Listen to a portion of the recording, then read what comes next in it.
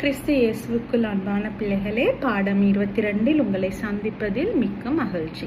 நாங்கள் போன பாடத்தில் பார்த்தோம், தூய ஆவியின் வழிநடத்தினால எவ்வாறு அந்தியோகியால ஒரு திருச்சபை ஏற்பட்டு அது ஒரு மாபெரும் சபையாக வளர்ச்சி அடைந்து கிறிஸ்தவர்கள் என்ற அந்த சீடத்துவம் உருவானதை பற்றி நாங்கள் பார்த்தோம். இப்போ நாங்கள் இந்த பாடத்தில் ஆதி திருச்சபை குறித்தும் அதன் வளர்ச்சியை குறித்தும் பார்க்க போகிறோம். பல்வேறு திருமறை பகுதிகளை நான் உங்களுக்காக முன்வைக்கிறேன். நீங்கள் அதை குறித்து கொள்ளுங்க. இந்த பாடத்துக்கு பிற்பாடு நீங்கள் அவைகளை வாசித்தால் உங்களுக்கு இந்த பாடம் மிக தெளிவாக புரியும். முதலாவது வேத பகுதி திருமறை பகுதி திருத்தூதர் பணிகள் 9ஆம் அதிகாரம் 1ஆம் வசனம் முதல் 31ஆம் வசனம் வரை. திருத்தூதர் பணிகள் 9 1-31. அடுத்தது திருத்தூதர் பணிகள் 11 25 30. அதே மாதிரி தான் அடுத்தது திருத்தூதர் பணிகள் 1ஆம் அதிகாரம் 14ஆம் வசனம். அடுத்தது பார்க்க போறது கலாத்தியர் 1ஆம் அதிகாரம் 15 24. அப்ப இந்த ஆதி திருச்சபை அல்லது எங்களுடைய இந்த திருச்சபை எவ்வாறு தொடங்கியது? உங்களுக்கு தெரியும், இயேசு கிறிஸ்து மரித்தார், உயிர்த்தெழுந்தார். அதற்கு பின்னர் அவர் விண்ணேற்றம் அடைந்தார். விண்ணேற்றத்துக்கு பின்பதாக பெந்தெகோஸ்து தினத்தன்று தூய ஆவியானவருடைய வருகையின் மூலமாக ஆதி திருச்சபை ஆரம்பமானது. அதுல என்ன நடக்குது? சீமோன் பேதுரு நற்செய்தியை பிரசங்கித்து ஏறக்குறைய 3000 பேர் ஞானஸ்தானம் பெற்று அதனிருந்து நற்செய்தி பரவி இந்த ஆதி திருச்சபையானது மத்திய கிழக்கு பிரதேசங்கள்ல உருவாகுது. ரைட்? ஆனாலும் இவ்வாறு ஆரம்பிக்கப்பட்ட இந்த ஆதி திருச்சபை பல்வேறு துன்பங்களையும் இன்னல்களையும் சந்தித்தது. பல்வேறு இன்னல்கள் ஏற்படும் போது இந்த திருச்சபையானது ரகசியமாக சந்திக்க ஆரம்பித்தது. ரகசியமாக சந்தித்து ரகசியமாக ஒன்று கூடி அவர்கள் வழிபட்டு வந்தார்கள். ஆனால் பவுல் அவர்களின் வாழ்வில் ஏற்பட்ட மாற்றத்தோடு இந்த நற்செய்தியானது யூதர்களுக்கு மட்டுமல்லாது பிற இனத்தவர்களுக்கும் கொண்டு செல்லும் பணி ஆரம்பிக்கப்பட்டது. இப்ப நாங்க இதுல பார்த்தோம், வேத பகுதியில பார்த்தோம், நிறைய இருக்கு. பவுல் திருத்துதர் பணிகள் மற்றும் பவுல் கலாத்தியருக்கு எழுதின அந்த நிருபத்தை இருந்தான் வேத பகுதிகள் இருக்கு. ஆகவே இந்த பவுல் அவர்கள் தனது திருத்தூதர் பணியில அவருடன் வேலை செய்த 3 அவருடன் பணியாளர்கள் 3 தூதரை குறித்து அவர் பதிவு செய்துள்ளார். அதுக்கு பிறகு 4வது தூதரை அவருடைய அந்த பயணத்தை பவுல் சங்கிலிகளால் கட்டப்பட்டு ஒரு எருசலேமிலிருந்து ஒரு கைதியாக ரோமாபுரி வரை இறுதியாக சென்று அவருடைய மரணத்தை சந்திக்கும் வரை அவர் தனியாக மேற்கொண்டார்.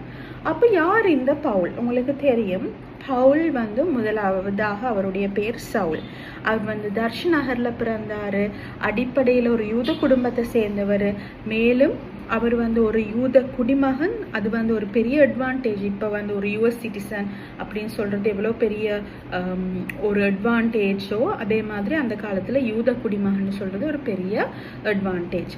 அது மாத்திரமில்ல, அவருடைய பிள்ளைகள், அவருடைய மனைவி எல்லோருக்கும் ரோம குடியுரிமை இருந்தது. அவர் மிகவும் நன்கு கற்றறிந்த ஒரு நபர். ரைட்? இப்ப நாங்க திருத்தூதர் பணிகள் 9ஆம் அதிகாரம் 1ஆம் வசனத்துல 31ஆம் வசனம் வரையான பகுதியை நாங்க வாசித்தமே. ஆனால் அதுல என்ன சொல்றாங்க?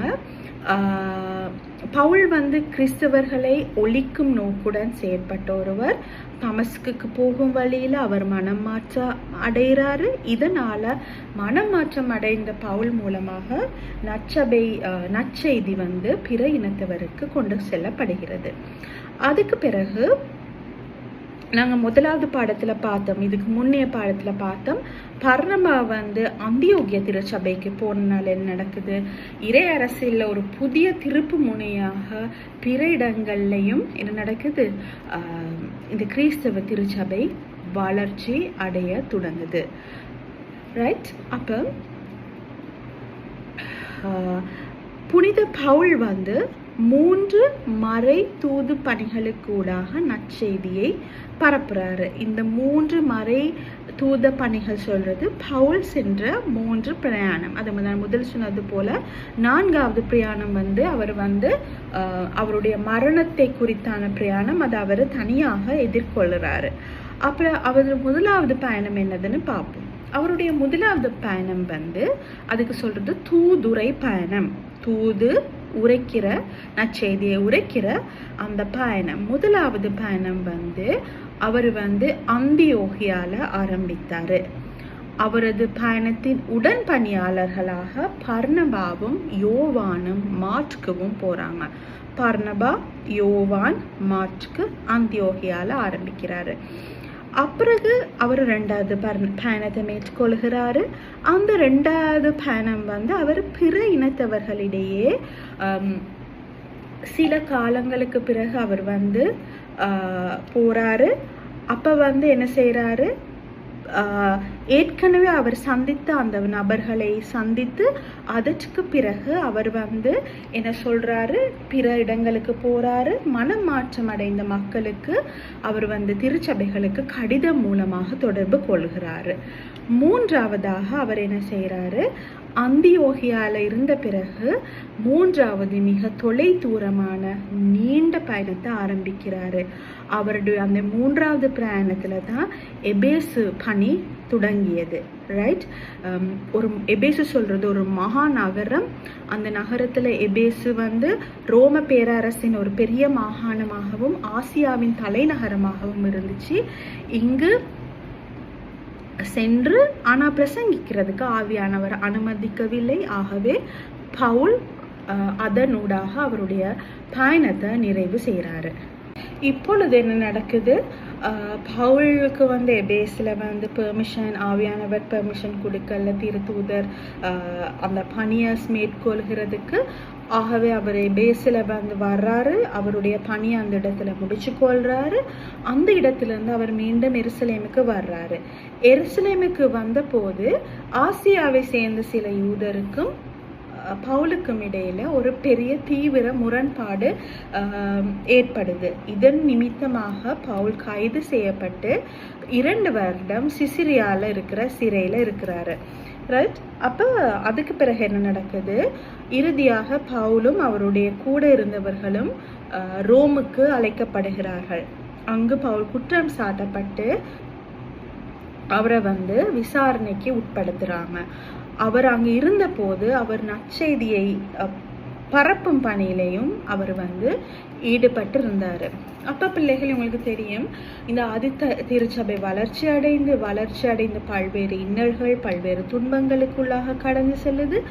ஆயினும் ஆதி திருச்சபையில் கிறிஸ்தவம் வளர்ச்சி அடைவதற்கு தூய ஆவியானவருடைய வழிநடத்தல் இருந்தது போல இப்பயுமே தூய ஆவியானவர் எங்களுடைய திருச்சபைகளிலேயும் எங்களையும் வழிநடத்தி வருகிறாரு.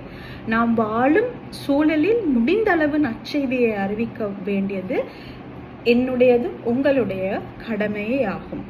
ஆகவே நாங்கள் வந்து திருச்சபையின் பணிகளையோ நற்செய்தியின் பணிகளையோ அறிவிக்கும் முன்பதாக எங்களுடைய ஆண்டவராகிய இயேசு கிறிஸ்துவை நாங்கள் நோக்கி ஜெபம் பண்ணி எங்களுக்கு தூய ஆவியானவருடைய அந்த பலம், அந்த அனுக்கிரகம், அந்த கிருபை கிடைக்கும்படியாக நாங்கள் முதலாவதாக எங்களை ஆயத்தப்படுத்தி கொள்ள வேண்டும்.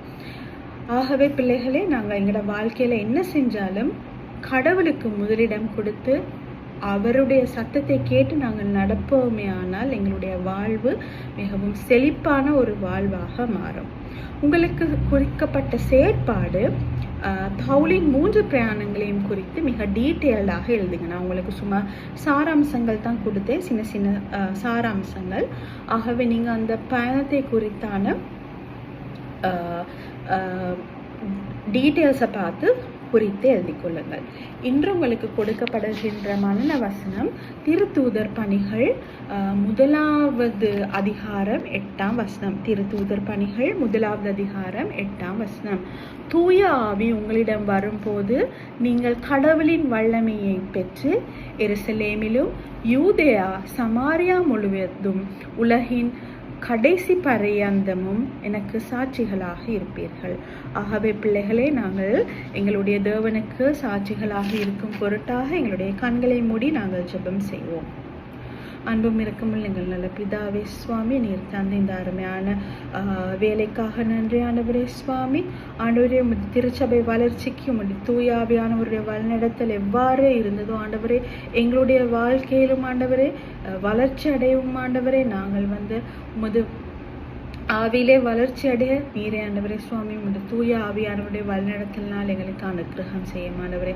அது மட்டுமல்ல ஆண்டவரே சுவாமி, ஆண்டவரே, நாங்கள் எங்களால் முடிந்த அளவு நற்செய்தியை அறிவிக்கும் பிள்ளைகளாக மாற எங்களுக்கு கிருபை செய்யும் ஆண்டவரே. எல்லாவற்றையும் பாதப்படியில் வைக்கிறேன் பரம ராஜாவே. ஆமென்.